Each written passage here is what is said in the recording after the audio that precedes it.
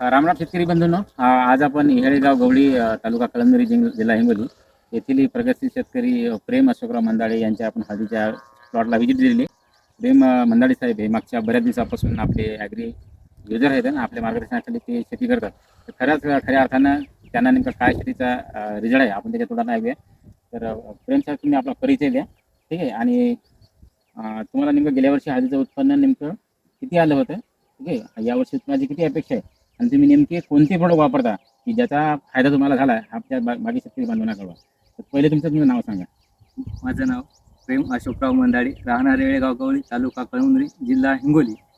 गेल्या वर्षी हळदीचे प्लॉटला आपल्याला किती ॲव्हरेज आलं होतं? गेल्या वर्षी बॅनर ठेवून 36+ उतार आलेला आहे हळदीला.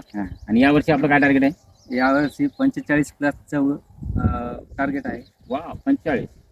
तर कोणते प्रोडक्ट वापरले तुम्ही? आपण तर गेल्या वर्षी रासायनिक वापरलं होतं जास्त, पण यावर्षी कमी करून 10% रासायनिक, जैविक आणि वेस्टेज ॲग्रीचे प्रोडक्ट वापरलेलं आहे.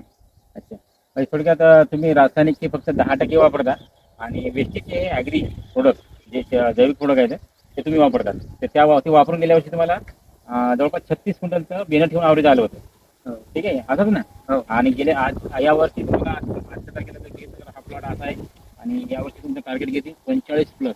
बघा मित्र, मंदाडे साहेबांचं म्हणणं आहे की 45+ यावर्षी या शेतातून टार्गेट आहे.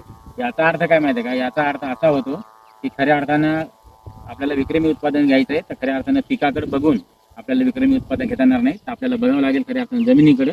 आणि तेच प्रेम साहेबांनी आणि अशोकराव मंदाडे सरांनी त्यांनी त्यांच्या मातीवर चांगल्या प्रकारे काम केले, मातीला मजबूत बनवले आणि मातीला मजबूत बनवण्याचं काम करतात जैविक प्रोडक्ट, जेणेकरून मार्केटमधले बाकी प्रोडक्टच्या तुलनेमध्ये वेस्टेज ॲग्री प्रोडक्ट हे 100% रिझल्ट ओरिएंटेड प्रोडक्ट असून ते मातीला मजबूत करतात आणि मातीला मजबूत केल्यामुळे हा रिझल्ट तुमच्यासमोर आहे. आजच्या तारखेला हा प्लॉट 75 दिवसाचा प्लॉट आहे मित्र.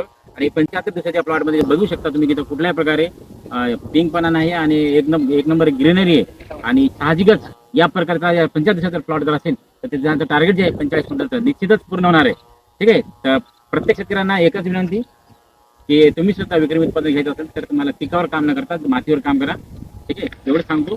थँक्यू. Wish you.